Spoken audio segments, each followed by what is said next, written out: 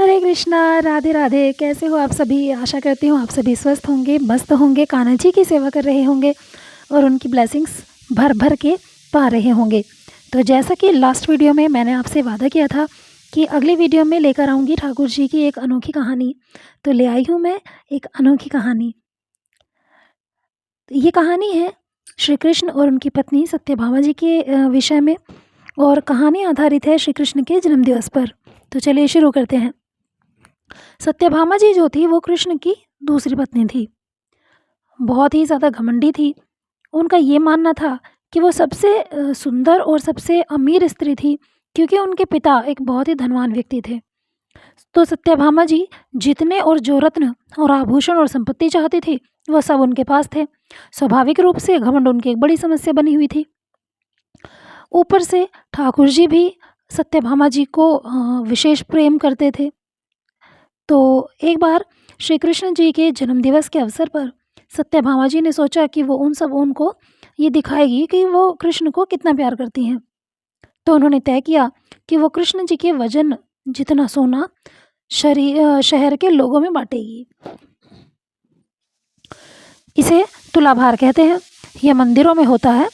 तो इसमें क्या किया जाता है कि एक बड़ी तराजू में अपने वजन के बराबर का मक्खन, घी या चावल या कुछ और रखकर वो चीज़ें लोगों में बांटी जाती हैं। चावल, नमक, सोना या वो कुछ भी आप दे सकते हो जो देना चाहते हैं। ये एक पुरानी परंपरा है और हमारी संस्कृति का एक बड़ा हिस्सा है। तो सत्यभामा जी ने तुलाभार की व्यवस्था कराई। लोग बहुत प्रभावित हुए, पर कृष्ण पर इन बातों का कोई असर नहीं हुआ। वे जाकर तराजू के एक पलड़े में बैठ गए। सत्यभामा जी जानती थी कि उनका वजन लगभग कितना है और उसने उतना सोना तैयार ही रखा था। पर जब उसने सारा सोना दूसरे पलड़े में रख दिया और कांटा जरा सा भी नहीं हिला, कृष्ण का पलड़ा थोड़ा भी ऊपर नहीं हुआ। ऐसा ही कुछ तब भी हुआ था जब श्री कृष्ण एक शिशु थे और एक राक्षस आकर उन्हें ले जाने लगा। तब श्री कृष्ण ने अपना वजन उन्होंने इतना बढ़ा लिया था कि राक्षस वहीं गिर पड़ा और कृष्ण ने उसके ऊपर बैठकर उसे कुचलकर मार डाला। क्रिया योग में एक ऐसा तरीका है जिससे कोई योगी अपना वजन बढ़ा सकता है या घटा सकता है। ऐसी बहुत सारी कहानियां हैं कि ऐसे योगी भी थे जो पहाड़ की तरह भारी हो जाते थे। तो इस बार भी ऐसा ही हुआ। श्री कृष्ण ने अपना वजन बढ़ा लिया और तराजू में बैठ गए।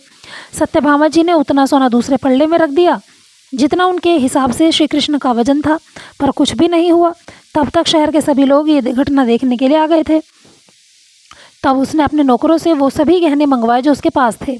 एक के बाद एक वो गहने डालती जा रही थी और सोच रही थी कि काम हो जाएगा, पर कुछ हुआ ही नहीं। तब उसने वो सब कुछ भी रख दिया जो उसके पास पड़ा था और पलड़ा जरा सा भी नहीं हिला। वो रोने लगी क्योंकि ये सब उसके लिए बहुत ज़्यादा शर्मजनक था। सारा शहर देख रहा था और उसके पास पर्याप्त सोना भी नहीं था और जो उसमें रख सके। वो जो हमेशा अपनी संपत्ति के बारे में इतनी घमंडी थी, उनके पास पर्याप्त सोना नहीं था और उन्हें समझ में नहीं आ रहा था कि वो क्या करें। तब रुक्मणी जी ने उनकी ओर देखा, जिससे वो बहुत जलती थी और हमेशा परेशान रहती थी। भई ज़ाहिर-सी बात है कि पत्नियों में इस चीज़ के लिए तो होड़ लगी रहती है कि पति सबसे ज़्यादा प्रेम उसे ही करे। तो सत्यभामा जी को श्री कृष्ण बहुत अधिक प्रेम करते थे। तो सभी रानियाँ, सभी जो पत्नियाँ थी वो सत्यभामा जी से थोड़ा जलती तो थी, लेकिन फिर भी रुक्मणी जी ने सत्यभामा जी की स्थिति देखी और उनसे रहा नहीं गया। तो सत्यभामा जी के पास रुक्मणी जी आई। तो सत्यभामा जी ने रुक्मणी से पूछा कि अब मैं और क्या करूं, क्योंकि ये बात सिर्फ मेरे लिए नहीं है, ये हम सभी के लिए शर्मदायक है। मैं क्या करूं? तब रुक्मणी जी बाहर गई और तुलसी जी के पौधे के 3 पत्ते उठा लाई। जैसे ही तुलसी जी के पत्ते उन्होंने तराजू के दूसरे पल्ले पर रखे, श्री कृष्ण का पलड़ा तुरंत ही ऊपर आ गया। बोले श्री कृष्ण भगवान की जय। और इस तरह सत्यभामा जी को जो अहंकार हुआ, जो घमंड हुआ, वो टूट गया और सत्यभामा जी श्री कृष्ण जी के चरणों में गिर पड़ी और उनसे क्षमा याचना करने लगी। श्री कृष्ण जी बड़े दयालु हैं, उनको समझाया और ये बात सत्यभामा जी को समझ में आ गई कि प्रभु दिखावे के भूखे नहीं हैं, प्रभु तो प्रेम के और अंतर्मन की जो उनके लिए प्रेम भाव होते हैं उन्हीं को ज़्यादा महत्व देते हैं। तो ये थी कहानी श्री कृष्ण जी और सत्यभामा जी के विषय में। आई होप आपको कहानी अच्छी लगी होगी। अगर आपको ये कहानी नहीं है, ये एक सत्य घटना है। अगर आपको ये कहानी अच्छी लगी है तो प्लीज़ वीडियो को लाइक ज़रूर कर दीजिएगा। चैनल पर नए हो तो चैनल को सब्सक्राइब भी कर दीजिएगा। एक बार फिर से लेकर आऊँगी एक नई कहानी श्री कृष्ण जी के विषय में। तो तब तक के लिए बने रहिएगा चैनल पर और मिलेंगे अगली वीडियो में अगली कहानी के साथ। तब तक के लिए हरे कृष्ण, राधे राधे।